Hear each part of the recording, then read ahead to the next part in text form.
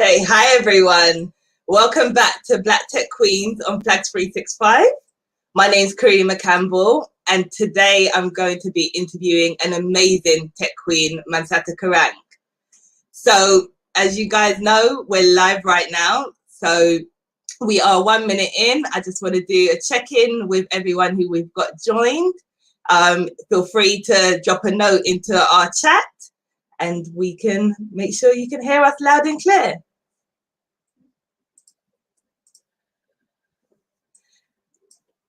We've got to be on time today and wrap up at 8 o'clock because there's going to be a great show following this. So I'm going to jump in and we'll make sure that we keep on recapping the points, and you can definitely rewatch this because it will be saved onto our channel. Okay. Perfect. Thank you, Alison. Cool. So for those of you who are new to Black Tech Queens, let me share our vision with you. It's all about inspiring each other and future talent, helping to achieve our aspirations, and recognizing and celebrating our achievements. And don't let the name fool you. Not only Black Tech Queens can join, we really want to get everyone involved. We want to build out our community and get more allies to just help us become stronger and get further together. So let's do that now. Let's build this community. Everyone share this video. Make sure you subscribe to the channel and follow us on our Instagram, Twitter, Facebook, and LinkedIn at Black Tech Queens. Cool. I see we just had another person join. So welcome. Cool. So in our last video, I interviewed Marcia Brock, who shared some real gems with us. She spoke about making sure that you surround yourself with your brand. And so that's something that I'm doing today. As you'll see, we've got a new t-shirt on, and it's our Black Tech Queens t-shirt. So we're going to be working on getting more merchandise out there. So if you want a sneak peek or if you want to get yours early, I'm sure I can hook you up. Drop us a note and we'll see what we can do there. And if you missed that video, definitely go back and check it out. There was some amazing points in there. But obviously, don't do that until we finish here today. So, as I've mentioned, we are live. And if you've got any questions or comments, pop them into the box. And for those of you who are not watching live, still feel free to comment and we'll make sure that we respond to them. You can, of course, comment on our Instagram, Twitter, and LinkedIn, and we'll come back to those as well. So today I am so happy to be here with you guys, just closing out what's been an amazing Women's History Month and what's been a really inspiring and thought-provoking International Women's Day. The theme this year was Choose to Challenge, where everyone was challenged to call out gender bias, inequality, and also to seek out and celebrate women's achievements. And there were reports released on the impact working from home was having on women compared to our male counterparts. There were a lot of webinars and virtual panels discussing supporting women, mentorship, and allyship. And for those of you who were out in Clapham, Brixton, Lewisham, I believe Hyde Park Corner, and possibly other places, you may have noticed there was something different with the traffic lights. The green man was no longer green, and he was no longer a man. It was now a green woman. So that was an amazing change made there. I'm also really happy to say that this month I was nominated to feature in the TLA Black Women in Tech book, The Voices in the Shadow. And this aims to showcase the journeys of 51 women in the UK who've impacted the tech industry and really empower both young Black women and also Black women who are already in tech to feel that there's a place for them to flourish professionally. So in the spirit of celebrating women's achievements, I am so happy to be joined today by this 24-time award-nominated founder of health tech startup VR Revival, an amazing tech queen, and she's got a great audience here as well. I'm seeing that everyone's checking in. So please allow me to welcome our Black Tech Queen, Mansata Kurang. Welcome, Mansata. Karimah, thank you so much for having me. Wow, I didn't know about the green woman. That's amazing. Yeah, it was one of my very few trips out of the house during lockdown. So that was That's really, amazing. Cool. Thanks for having me. yeah, no worries. Thank you for joining us. Thank you. So I'm going to jump straight in and ask you, who is Mansata? Wow. So I'll answer this a bit differently, only because I'm quite different. I normally answer this saying, I am opportunity and inspiration. And the reason why I say that it's so important, not just to attach yourself to a certain label, attach it to something that you can aspire to. So when I say I am opportunity and inspiration, it's something attracting to myself, and that's why I attracted so many things to myself. But in the real world, I would say I'm a creative technologist. That's what I do. I'm a digital leader. I'm also a coach, and just a typical role model. That's what I'd like to think I am. I really love that mindset. You are what you attract. And I know just before we went live, we were talking about spirituality and how that can just really impact your life as well. Absolutely. So you mentioned that you're a creative technologist and you're a coach and plenty of other things. What made you get into technology? So it was because, well, we can go further back, but I just saw the power of technology as a scale. I sort of foresaw this coming. I just always had this knowing that we were headed to a tech world. So I'm a bit of a late starter. So my background's more mathematics. So I was an actuary in the city of London. But I've always wanted to do something creative. And I had an ICT background as well, which I never really did anything with. I had an arts and craft background as well, design and technology in high school, which is really, really good in. But yeah, I didn't like woodwork, so I didn't want to go down that route. I was like, that felt too manly.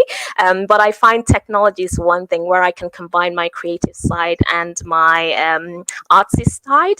So not really STEM, but headed towards STEAM. So I started advocating for STEAM.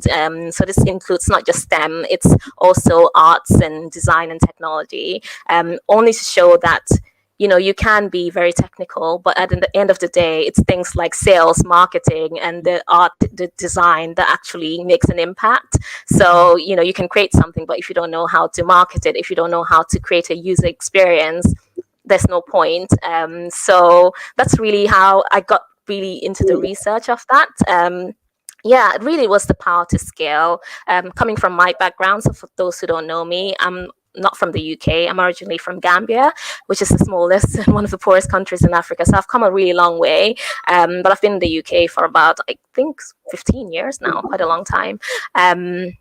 But yeah, having come from that background, I knew I wanted to do something that would impact women there, or inspire them, because I didn't have any role models growing up there. Like, not really someone I could look up to. Like, I had to come up with my own persona. So I wanted to be that role model for girls in Gambia, because I didn't have anyone to aspire to. So it was quite a big I think challenge. It's something I was trying to avoid. I think I almost use technology to hide, because I find it's something I can create something behind the screen and just put it out in the world, and no one has to know me. But then you realize once you become known and you become a leader, you actually have to show your face and talk about it. So I think that's what it evolved into. But initially, it was just trying to create something that I could scale and help with without actually having to be in the forefront, because yeah, interpersonal skills wasn't my best. Well, you can't hide now, as you said. Once you're a leader, you're out there. Absolutely, yeah. Pulling on your experience growing up in Gambia, so as I mentioned before to you, I love the Gambia. I've only been there as a tourist though, so I'm really interested to know what it was like to grow up there and what technology opportunities there were, if any. Yeah, I mean, so I was quite fortunate because I went to an international school.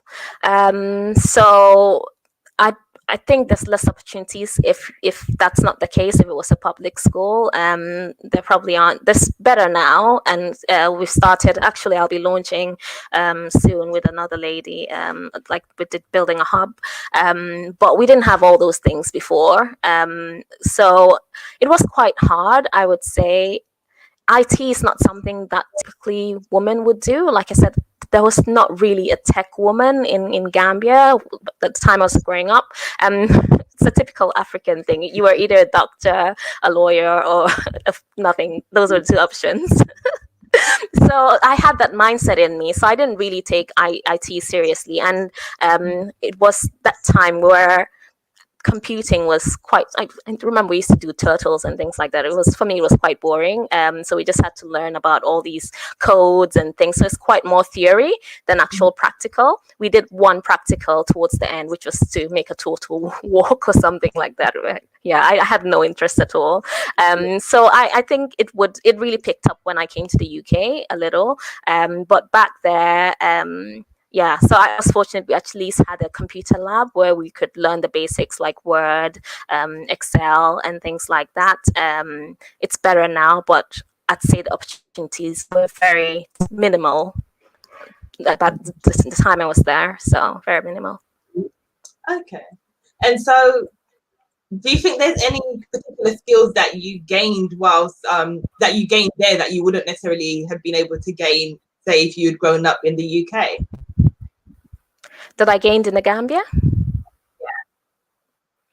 Yeah, so I'd say the one thing that really helped was being around lots of different people because of the school I went to. So I never felt different. And I think that's what really helped me progress so quickly here in the UK. It's because it never really bothered me that I was Black. For me, I didn't see it as a hindrance because I was always around people who look different to me.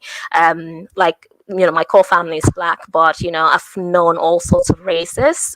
So I think what helped was in adapting. So I didn't feel different to anyone. So I can go and talk to like the top CEO of a company and not feel they're better than me or anything. Like they were just human.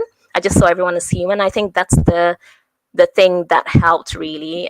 So it just made me more courageous and really step up and just show, I know I'm good at what I do and I'm not going to let anyone diminish me or anything. Because I know my stuff. So it's like, you're going to look stupid, but I won't, that kind of thing. So I think I came in with this really courageous attitude that I know I'm good, like I'm as good as anyone. No one's above or below me. I can just get on with anyone.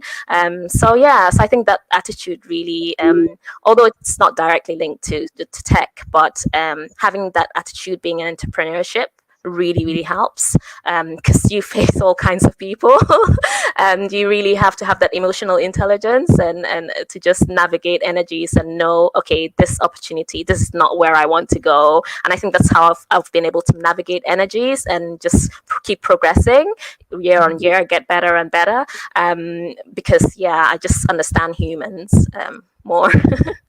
Cool. Yeah, no, as you mentioned, that's not really tech, but I think emotional intelligence is important regardless, any industry that you're working in, as long as if you want to grow as a person, you need to make sure that your EI really 100%. It's one of the key top skills now. I think especially in tech, AI is coming. People are, unfortunately, it's coming and it's going to take over a lot of jobs. And I think the one comfort we can have is if you're highly emotionally intelligent, like there's no way that they'll take your job. Like that's the one thing we have as humans. So it's the one key skill, and it's something that can be built as well. And it takes, I've always been fascinated by psychology, and that's what I do now, and the human psyche. But I'd say I'd encourage a lot more people to really look into the human psyche, the brain, how it works, and how you deal with people, because at the end of the day, that can really make or break you. Yeah.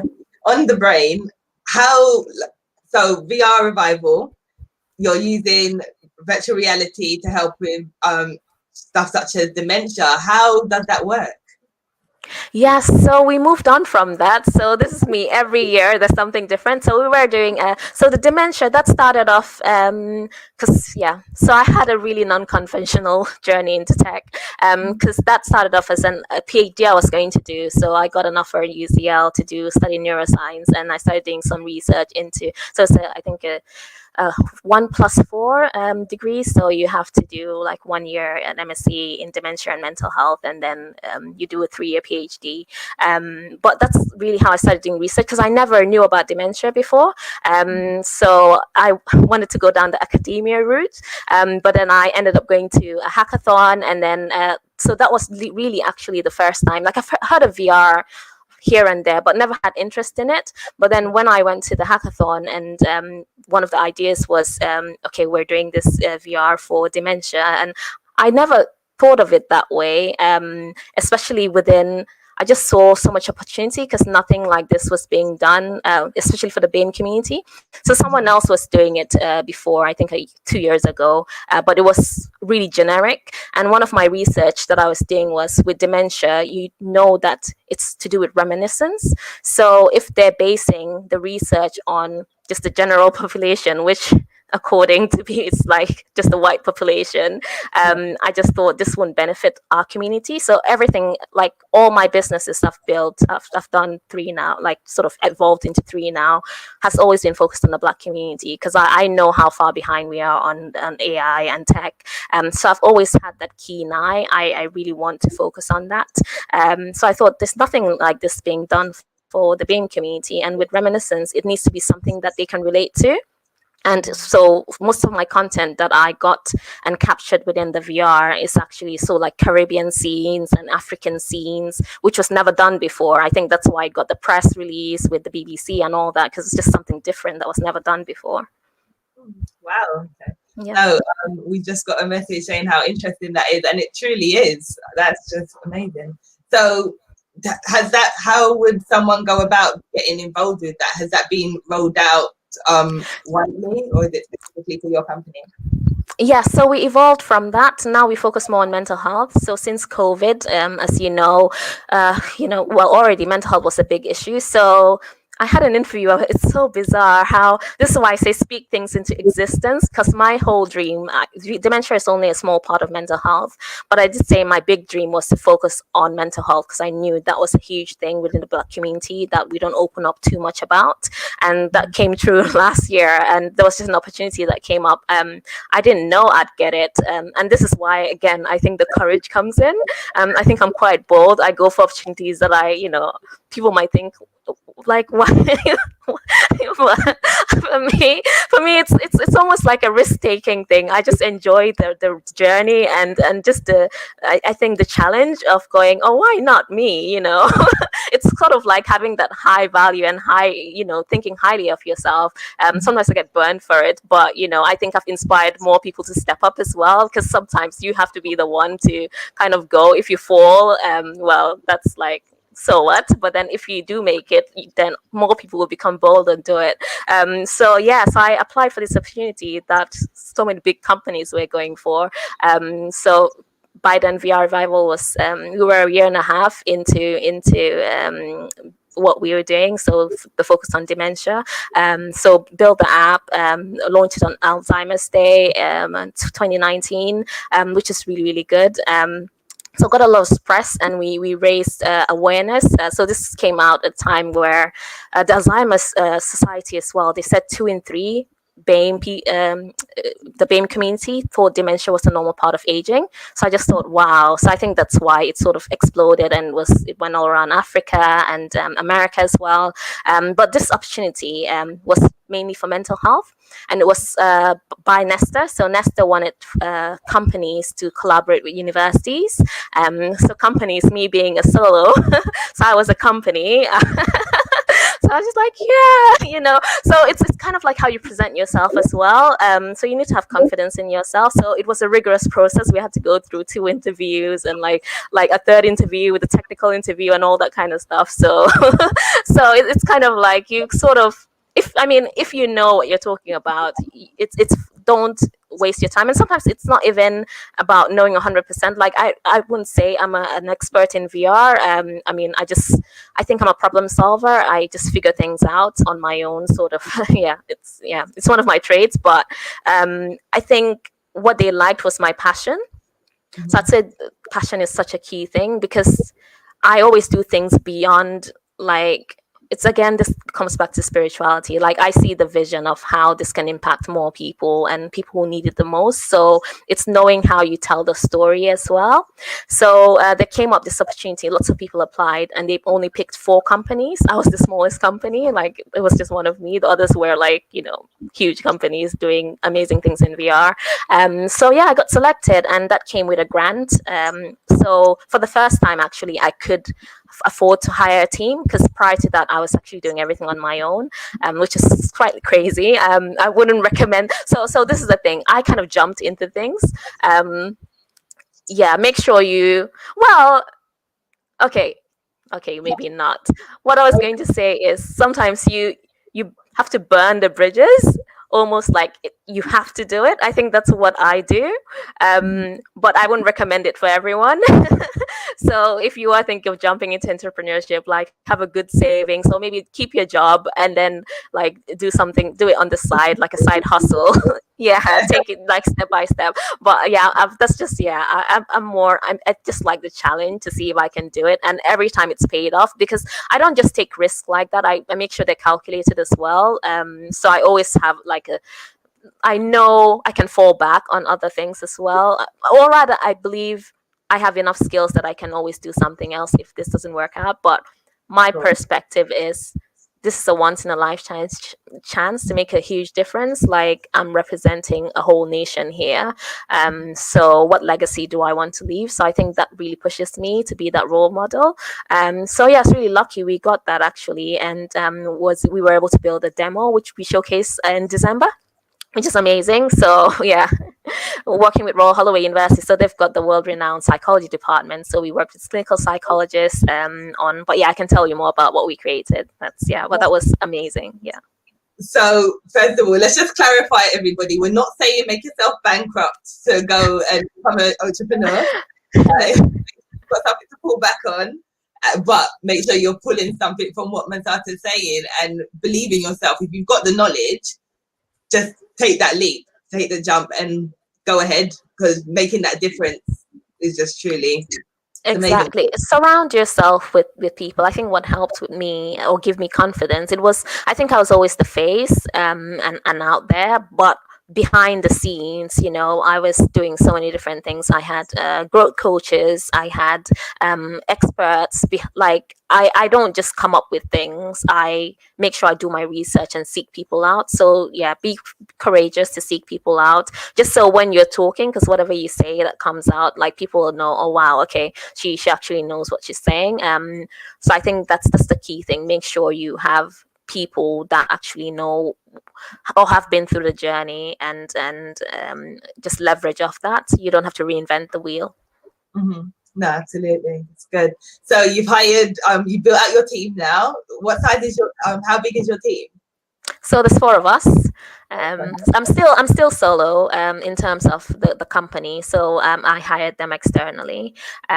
So we've got a clinical psychologist, a producer, and our amazing magician who's a VR developer. So I don't have to be the one figuring things out all the time.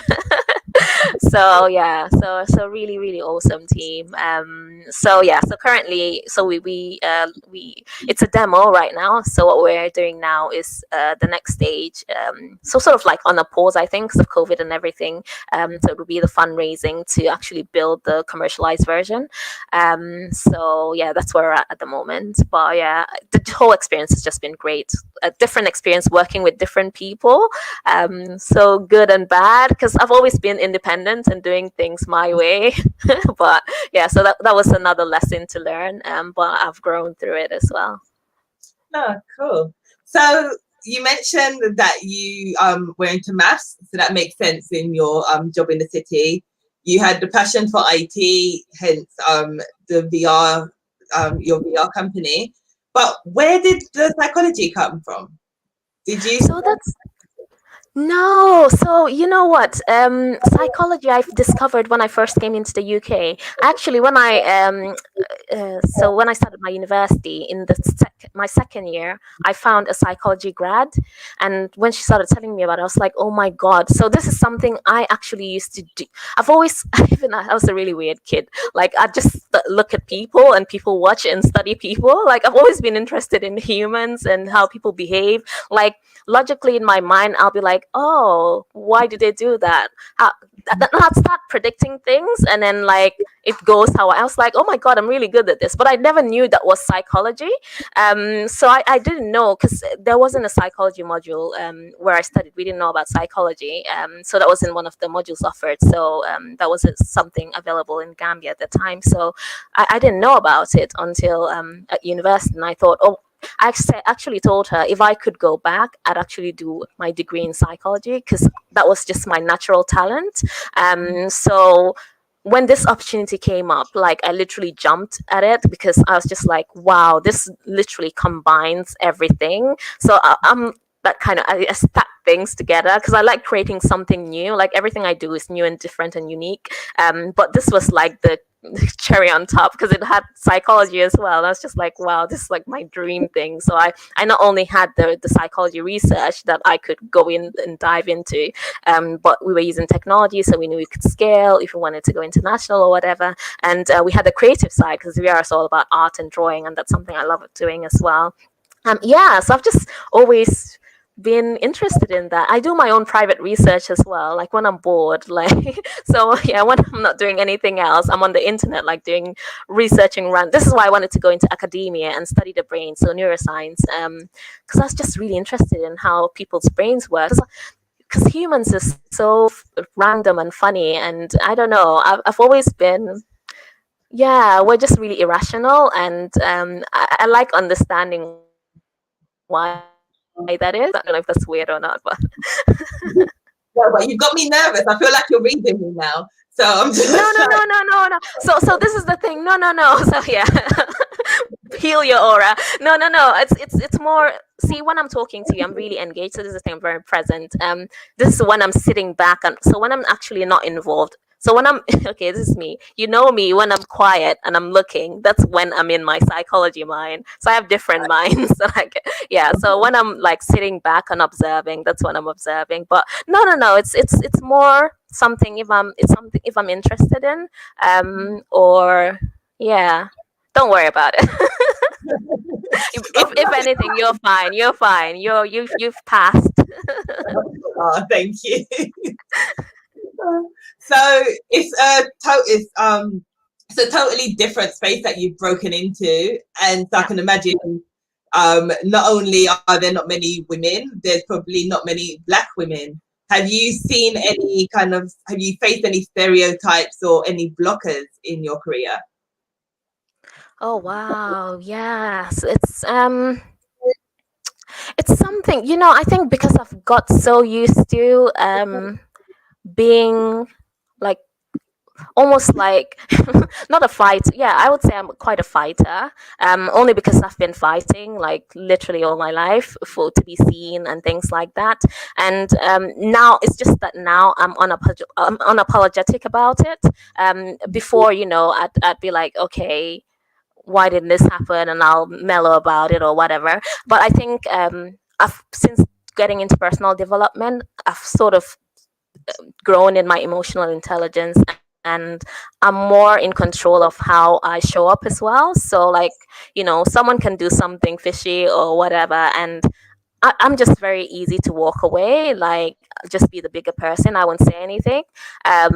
Yeah, before maybe I was a different person. I've always been quiet though. Like I think I'd say my weapon really is because I know the value I bring, I know my worth. So it's almost like the other party is always the one that loses out. And for me, that's fine because I believe in my ability to figure things out because it's just like, there's just been so many things. Even way back in the city, you just see different things, how you're treated compared to your peers, favorism, and, there's this likelihood of blame and stuff like that as well. But I no longer use that excuse. I'm like, no one's coming to save me. I need to save myself. I think that's the ability. So if you look in our website, like I've got the superhero outfit on. I'm Superwoman, a Wonder Woman rather, and it's really bizarre. Like I had that on last year, and I actually won the Wonder Woman award this year. So it's just like wow, I'm like manifesting things into reality. But so yeah, so I've just been, it's all about belief. You will face that, and it's getting better now. No, it's not. Yeah, it's. I think more people are being bold and stepping up and not tolerating things anymore. Ever since last year, Black Lives Matters. I think the George Floyd was my breaker. Like that one, I couldn't. Sometimes you ignore things, and sometimes you just have to speak up.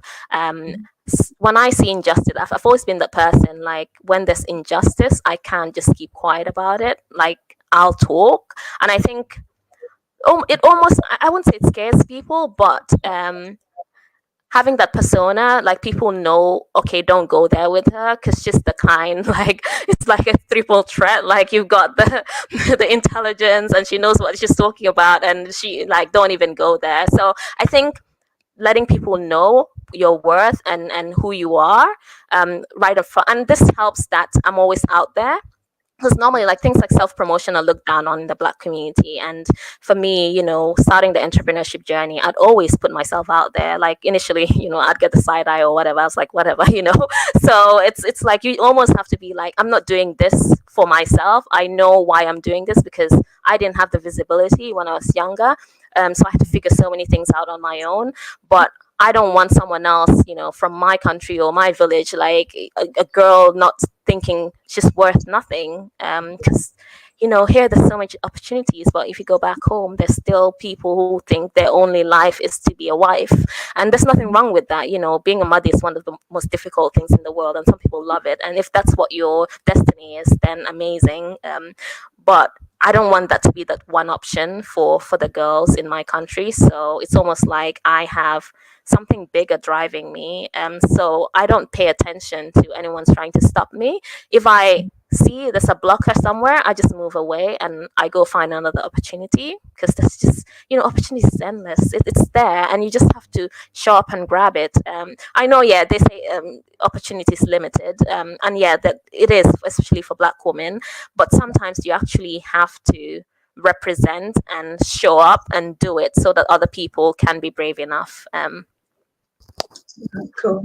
I really love your self-belief, and like the fact that you've just said you're not afraid to talk up. It's so easy for us to be stereotyped as the angry Black woman, and I can't stand that. So it's nice to know that we're taking a stand. It's not like we're just talking what we don't know. We're talking facts. So speak up and be present, be there, and take your stand, really. Exactly. I think the one thing I learned is I actually made this mistake. Well, it's not a mistake. I guess it's a mistake. Yeah, it is upsetting sometimes, and you can lose yourself, because I'm typically not an angry person. Like anyone who really knows me, they'll be like, "Oh my God, you're just the kindest." But like, I'd literally, like, if I hold you loyal and a true friend, like I'll put you even before me. But when I'm on the other side as well, like I don't like people messing with me. So but it's managing that as well. It's all to do with the emotional intelligence as well. So what I'm learning is sort of like balancing it with compassion, and this is something I'm learning within my coaching business as well. It's sort of balancing the compassion, almost like, okay, we don't have to educate people. It's like, you guys, you should know this by now. But it's how you come across, because you don't want to come across, you want to come across in a way that's respectful as well. You can still put the same point across without coming across too intimidating, or sometimes it has to go there because some people just, but but it's about managing that. Yeah. No, cool. Absolutely. So you mentioned you won the Wonder Woman award, and I mentioned in your intro 24, there's probably more by now, but over 24 awards that you've been nominated for. You won the We Are the City Rising Star in Healthcare Award, the Future Star in Tech for Good Award, and endless more.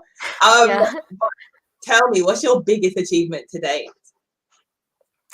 The biggest one, and this one's quite, it's always something I remember in my heart. So I won those all those awards, and they're amazing because they give me the publicity and the platform. But I think my biggest thing that means so much to me is actually when about a year ago when I went back home to my country and actually spoke in front of girls in tech, and it really inspired them. And, all my family was there. So, when you start the entrepreneurship journey, all your family's like, oh my God, this is insane. You're so smart. Why aren't you like in an international job somewhere, or like getting a steady salary? Um, exactly. So for me, that was really proud.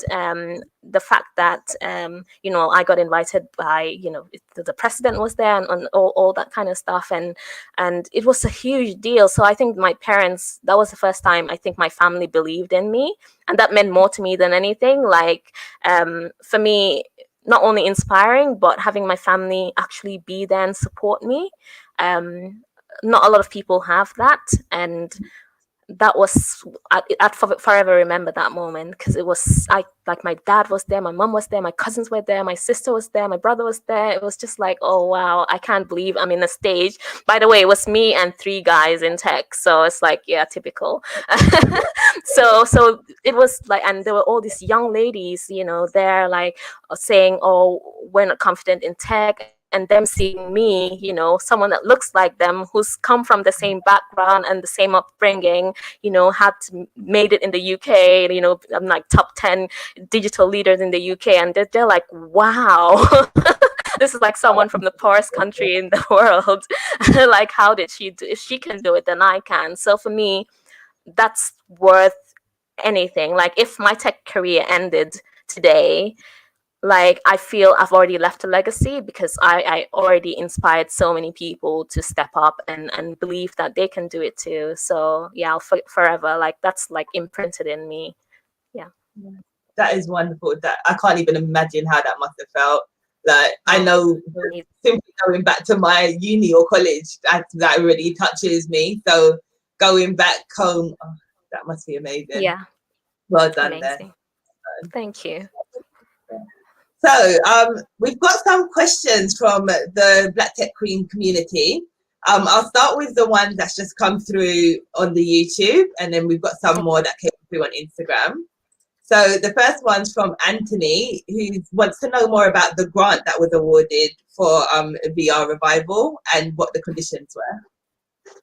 Yeah, so this was a Nesta grant. So it was in collaboration with Story Features. So they are the immersive center for storytelling, and Nesta is the UK Innovation Foundation, and we did it in collaboration with Royal Hollow University. So they actually brought in their researchers. So the requirement was that you had to be a tech company, and you had to have a team, and you had to so this is the thing, like, don't feel you need to meet all the requirements to actually go for opportunities. It's almost like a job interview, and especially this, I'm really serious about this, especially for women. And this, they've shown this, women, even with job interviews, they'll make sure that they've ticked like 100%, whereas men will go for 60. Like, I didn't have a team.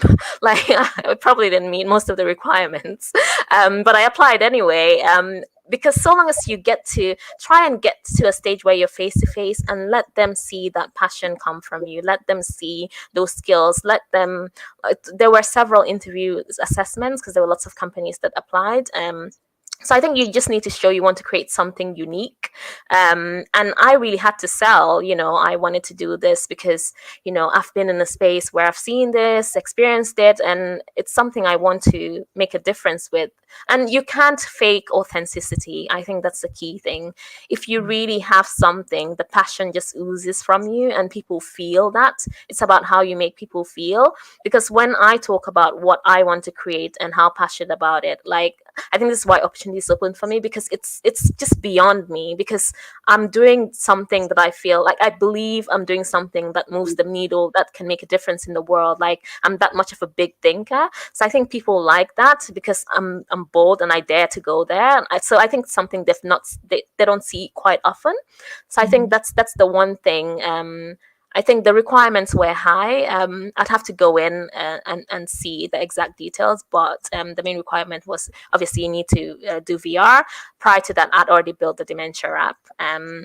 So they knew I already had experience in VR, and psychology was something because I had my PhD. Well, I didn't complete it, but so they knew I had a bit of psychology background. They knew I had, so I think the credibility helped as well. So because I had the city background as well, so credibility really helps. So when you're applying, I think just sell yourself. I think people hold back a lot, and this is something I always tell people, like never hold back on your achievements. If songs, obviously don't exaggerate or whatever, it needs to be like everything I have has a link or evidence that I've done it actually. So I can always send people photos or links to documents and articles. So long as you have the evidence, you're good. So don't worry too much about the requirements. If it's an opportunity you feel that would be beneficial, always just apply if you have the time. And how did you find this? How did you find this opportunity? Networking. So prior to COVID, this is how I got quite successful, because it's quite a lot of work. Like literally every week I'll be somewhere. I'll be at an event somewhere. You have to be seen. And literally this opportunity, someone from an event I met prior emailed it to me. So this is how, you have to get to a stage where opportunity comes to you. So initially when you're doing things, you'll be the one applying and you'll be the one doing all the grind work. But when you get so known, it's like people send you things because they know you, because they see you everywhere. They're just like, why is this girl everywhere? So why? But literally I just wanted to prove a point. Like, okay, people found it annoying, but for me I didn't care, because I knew, I'm behind already. It's just like we rarely have opportunities, so I'm gonna go full on. So yeah, it's just everywhere, like people within the community, within the tech scene, within, so it's literally everywhere.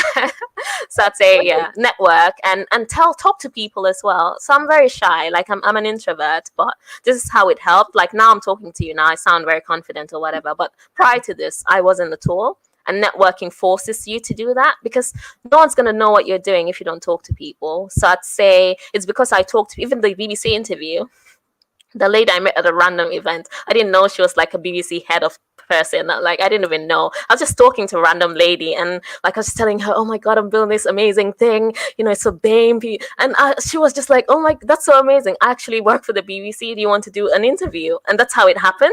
So talk to people. Perfect. You see the power of networking. I'm really intrigued to see what it's going to be like when we're all allowed back out, and how networking is going to work, because I'm so used to people using Hopin now, or just having like Zoom meetings with breakouts. So yeah, it's interesting. I don't feel it's going to be 100% like it was. I don't think it will ever go back, because some people are more comfortable.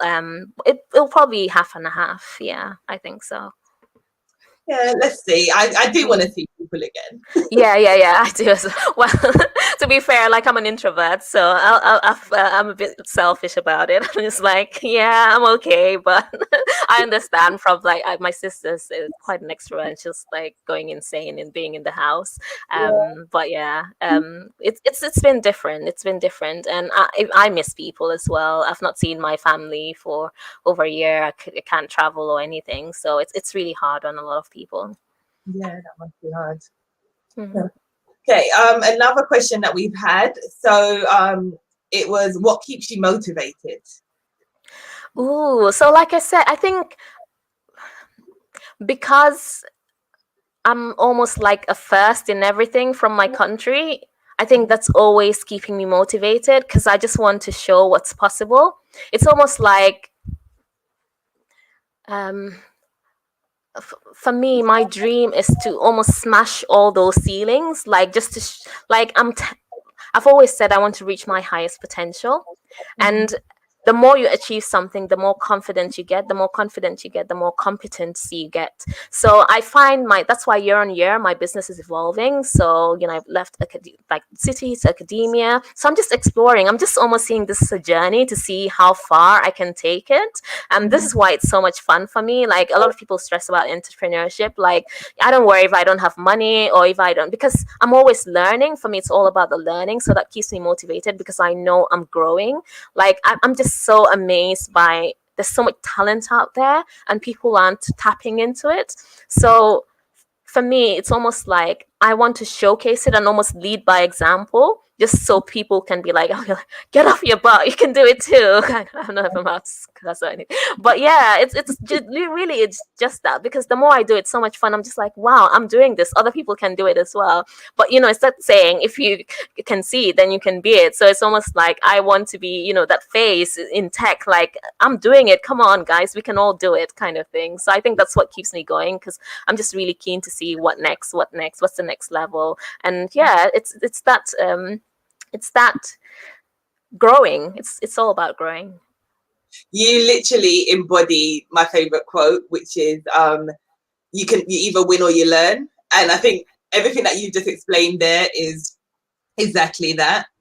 Yeah. And, it's not been, I'm not sugarcoating it. It's not been easy. I've had times where I've had no money. I've had times where, like, teams have let me down. Like, I've been, it's not the easiest thing. Like, entrepreneurship is not for everyone. But it's the perspective you take around it. So, like, even if I have failures, like, I've done so many fun before we got this grant. Like, I can't even tell you how many applications I applied for, grants and things. Like, I think that Innovate UK is quite a big one people know about. I think I applied like 6 times and I got rejected every time.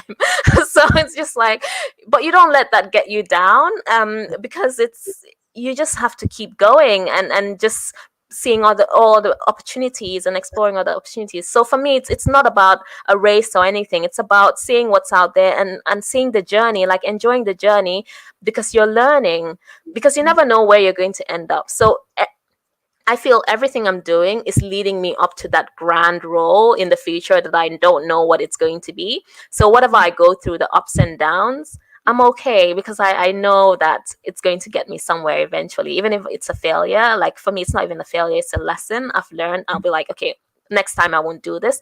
And it just gets easier and easier, or not really easier, it doesn't get easier, but you get smarter and you get more resilient. Yeah, that's fantastic. All right, so this last question is quite a topical one from today, actually. What are your thoughts on BAME, on the term BAME? So this is I've heard about this quite a lot. So actually, our first app, so I'd say BAME. This one we're doing, I'm Black. Because it's different. It's BAME encompasses the Asian community and other non-white communities, and there's still a disparity because Black is still behind, and this is why I think this time was very purposeful. My talk show as well as Black women in tech, and we invite only Black women, so not to be like, okay, no one, like, it's open platform for anyone to come and join, but our talks are held by Black women, because I feel like I got to a stage where I have a platform, I've got a bit of an audience, and I want to promote other, because I know there's still a big gap, there's still a huge gap. So I think it needs to be separated, because there's just a difference, and people know that now. Like, even with opportunities, the Asian community do tend to do or get more opportunities than the Black community. So yeah, I'm quite unapologetic about that, because I just know, because I've experienced it, and so it's not just professional, it's personal as well.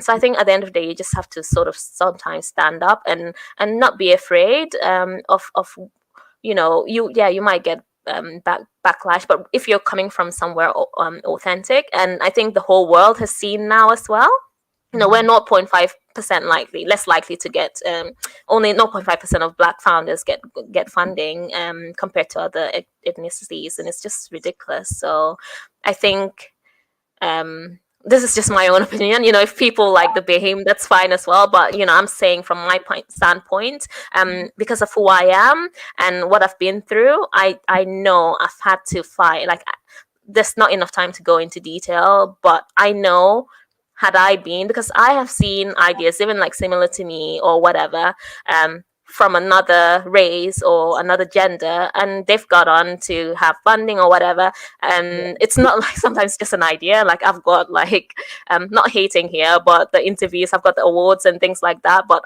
I don't get the opportunities. And it's sometimes you think, sit back and think, why is that? Is it because the funders, the people who make the decisions, don't actually understand? Because when I'm explaining something about my culture and what we go through, and you're not in my shoes, you won't get it. You'll be like, no, and it doesn't impact me, so why should I even care about you? And that's literally why we do what we do, because what we're creating is empathy, compassion as well. So with VR, you can actually get to step into the shoes of what it's like to be a Black woman, and that's where we're headed. Because I think there's a lot of unconscious bias in the community, in the world, really. And this is not me saying it. It's actually been researched and proved. PwC did their own research on this. It showed, I can't remember the exact figure, but people who actually went through the VR experience, who thought they were inclusive, turned out they actually weren't.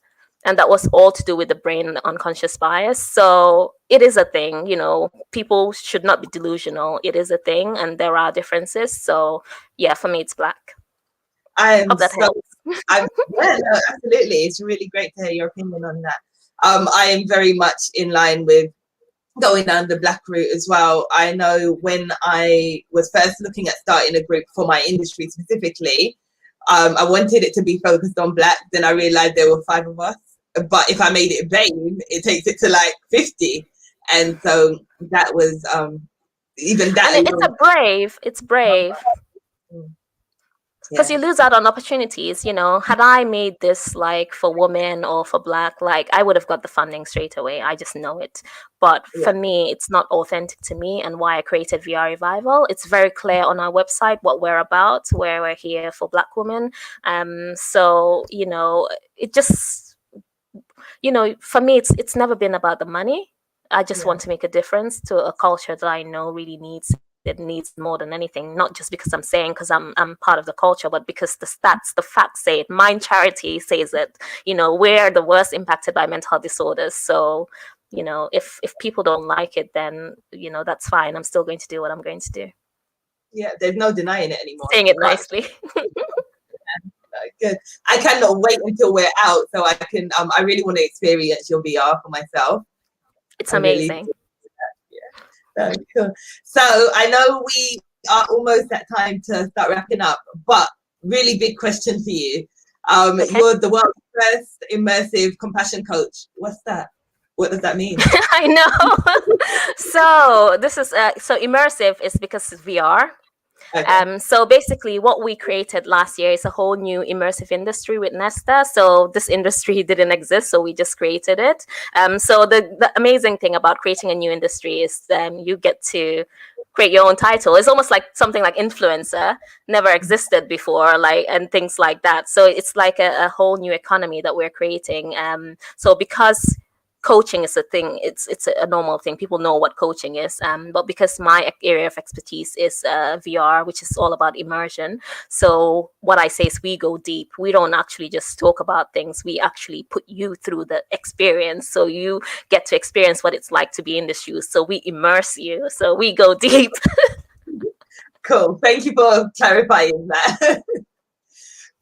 So you have so many different projects that you're working on. I know you do your YouTube channel and you do your meditation as well.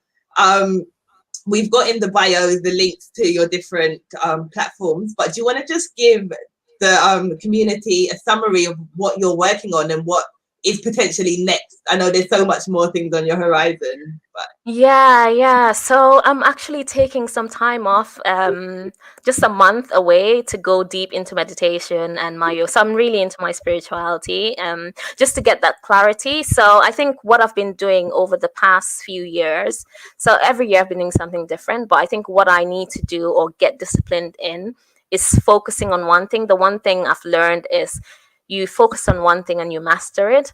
So for me, in that time of contemplation, I'm going to try to focus on what I really want my future to be and where I really want to focus on. So I'll be dropping some balls, so I won't be the multitasker. They're like, "What are you? You're a digital leader or a creative technologist or a mathematician, or you're too many things." So it's very confusing for people. So I want to be known. As you know about mastery, you become known for one thing, and that's the level I'm going on. I want to be a master in something, and you can't be a master of all things. When they say jack of all trades, and that's really what I am. I've literally every single, like, I've done so many things. I've done teaching. I've done too many things. But just because I'm very curious, yeah, I just need to like calm my mind and actually try and get that. I don't know what I'd call it, but what's my calling. It's almost like I'm out there starting from scratch again, trying to find my calling. But I always know that technology, VR, it's kind of going to be part of it, but it's how do I synchronize it and bring it together for it to be just that one thing that I can be the expert and master in. So that's where I'm headed. Oh, fantastic. Please keep us updated. We want to know what Mansata is going to be known for, what you're going to be mastering. Yeah, it's very. I see myself going down a spiritual route, but it's very different. Like people like, what? Like you're vegan? You don't you meditate? You do yoga? Like especially people in my country, it's something that they don't know about a lot. But so I'm very different. Yeah, I know when I went. So I'm pescatarian, and it was quite interesting trying to explain that I don't eat meat, but I learned how to make, was it yassa? Fish yassa. Oh, yassa, yeah. Okay, yassa's good. Yassa's good. I enjoyed Very that. good. Okay, so one thing that I ask all of my guests, is there any advice that you'd give to either a tech queen who's trying to break into technology or someone who's trying to further their career? There's several things, but I think the one thing, just be yourself. Like I think the one thing that got me through is I'm just unapologetically myself. I don't pretend to be anyone else. Like people try to copy me, but it's just like I'm just me. What I say is what I say, and it's what I mean because it's coming from the heart. So I don't hold back. So sometimes I think it's because sometimes it shocks people. Like when I say some things, they'll feel like, oh, probably that's not, But I think when you're yourself, like almost it people are intrigued by that because we try to live in this, especially I saw this in the city a lot, and try to be like others or try to fit in. I've always known as a kid I never fit in, like, and I embrace that. I'm a unique spiritual being. Like I'm just unapologetically me. I'm just me. So, and when you do that, people just gravitate towards you because they trust you. They're just like, oh wow, this girl's real. So I'd say be yourself. That's so important. Secondly, be curious. Curiosity is, especially if you want to be an entrepreneur or a tech queen, because you will face so many challenges. I can't even go go through all the things I went through, but it just makes you think differently. Because you become a problem solver and you tend to, you just believe that you can figure things out. So definitely be curious. And thirdly, I'd say you need to be around high vibes. So I'm very conscious of the people I have around me. So you need, because the people you have around can, it's sad, but they can make you or break you. And not to say, you're better than anyone, but especially for me, I'm highly sensitive, so I'm very, very careful who I have around me. That's, if I feel the vibes are rough or whatever, then I'm quick to move away from that situation, because I love myself. I know I'm here on a mission. I don't have time to lower my energy or spend it on something that would affect me badly. So sometimes you almost have to be like that, if you have a mission, and sometimes you'd know inside if you're supposed to do something big, you become very conscious and careful who you surround yourself with. Be authentic, be curious, and surround yourself with high vibes. Oh, perfect. Thank you so much for sharing that with us. And thank you for being our guest today. Thank you for having me. You're welcome. As mentioned before, in our bio, we've got all of Mansata's details. So make sure that you follow her and keep up to date with all of her amazing achievements and to see what she ends up mastering after her break. And remember to follow us on Instagram, Facebook, LinkedIn, Twitter at Black Tech Queens. Make sure you subscribe to the channel to keep up to date with the latest content, and go back and rewatch this video. Just really take time to digest it. Watch the video with Marcia. You can watch our intro video again. And ultimately, sorry, I just lost the thing. Sorry, I'm doing a producing today and I've shut the window by accident, so I thought I lost you guys. But yes, make sure you go back and rewatch this. Make sure that you keep in touch with us and share this with people. We want more allies. We want more tech queens. We want to build our community. So straight up now, we've got Sarah Influential, who's going to be joined by Olivia Fraser, and they'll be discussing diversity in the film industry. So make sure you stay locked in, and remember to always inspire, aspire, and achieve. Thank you, guys. Thank you.